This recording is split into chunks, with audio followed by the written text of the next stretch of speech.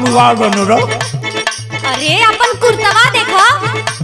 अरे साला ये क्या से चुगल, हमको पता न चला। अच्छा ले धो दे। धोवे में निकोर जाला दहिया के भुरता, धोवे में निकोर जाला दहिया के भुरता, बिगाड़ देला पान खा के नया नया कुर्ता, बिगाड़ देला पान खा के। अरे तू पान छोड़ देता चाहे हमार जान छोड़ देता। देख अभी पान करना छूटी बड़े टाइम छूटी हुई। अच्छा हमार पान बहुत निहारत है और अपन नंद खली का अपन देखी। अच्छा आज ये कैसे जर ले का चल रही हो। अच्छा पान ठोकर के बतावत है। ढेर जनी बोला गरम होत बा खोपड़िया, ढेर जनी बोला गरम होत बा खोपड़िया, पियई में बीड़ी जारी देलू महंग महंग सड़िया, पियई में बीड़ी जारी देलू।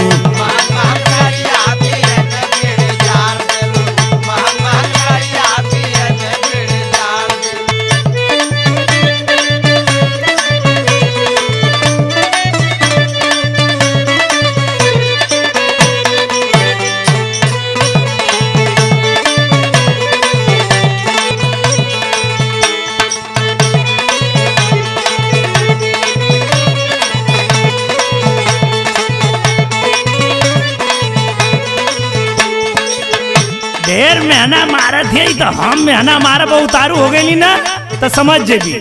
अच्छा ढेर बढ़ बढ़ के बतियावा मत। अरे हम बढ़ बढ़ के बतियावत हई। हाँ तो सुना, जरेला तो तोह से सियावे के ना, कहिला सियावे के ना।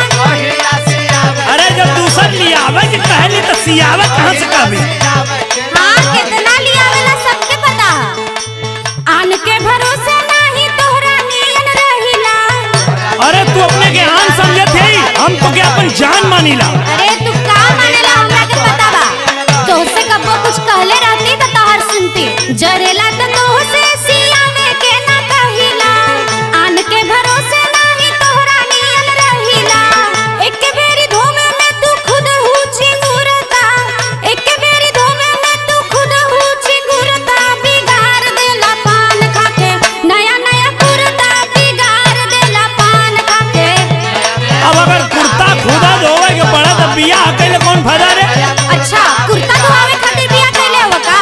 नहीं अब बताई। अरे तब आईबू लगवा तब न पता चली। हवा तोहार क्रिया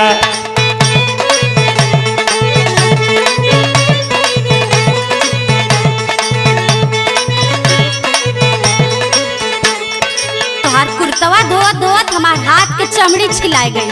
चमड़ी छिला गई। तू हई एगो गांव में कुर्ता धोवल और सब ना धोवला, बड़का सुकुआर भइलियो। हाँ तो कपड़ा धोवे खातिर ना आई नहीं तोहार। कपड़ा धोवे ना आइलू तो जहाज उड़ाइबू। सब धोवे कपड़ा अकेले तू ही रोवेलू, अकेले तू ही। तोहरे माटिन सब पान थूक के ना लियावेला रोज कपड़ा।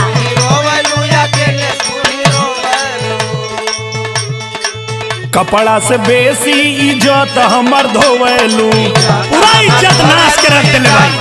हाँ तू कितना बड़का इज्जतदार हुआ मालूम हमको। अब तो के ना लगे था कि ढेर बोलत है इतना हैं? सब धोवे कपड़ा अकेले तू ही रोवेलू, कपड़ा से बेसी इज्जत हमर धोवेलू। दूसरा के बुरा लागे अपन लागे बढ़िया, दूसरा के बुरा लागे अपन लागे बढ़िया, पिए में बीड़ी जियारी देलू महंग महंग सड़िया, पिए में बीड़ी जियारी देलू। अरे कहाँ जाते हो। अच्छा चला जाएगा, नाराज मत होकर, हम धो दे कुर्ता। अरे राय देता का धोबी, इतना सुनौले के बाद धोले की जरूरत ना, हम अपन धो ले। अच्छा ठीक है मान जा, चला घर में चला। हमार खोपड़ी गर्म हो गई, हट यहाँ से। अच्छा ठीक बा, तोहार खोपड़ी कैसे ठंडा हुई हमके मालूम है ना, चला।